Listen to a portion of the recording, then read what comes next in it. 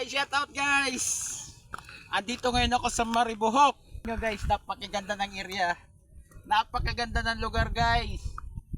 Kabundukan, tingnan nyo. Napakalawak ng tanawin. Nakakawala talaga ng stress. Dito lamig ng hangin. Yung simoy ng hangin talagang kakaiba. Iba pag nasa Maynila ka at sa ibang lugar. Oh, napakaganda guys. Tingnan nyo. Diba? Napakaganda. So, sa nagtatanong kung sa atong lugar, ito yung tinatawag na Maribohok.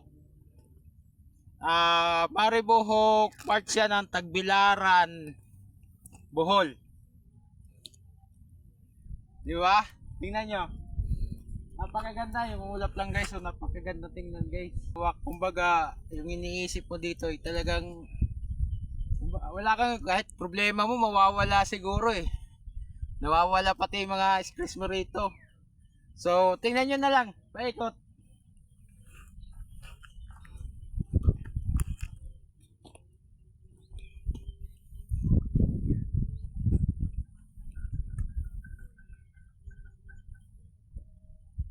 At doon sa mga nagtatanong guys kung saan tong lugar na ito, paki-comment na lang or paki-comment nyo na lang po sa ano ko sa Facebook page, Arvin Apat Facebook page.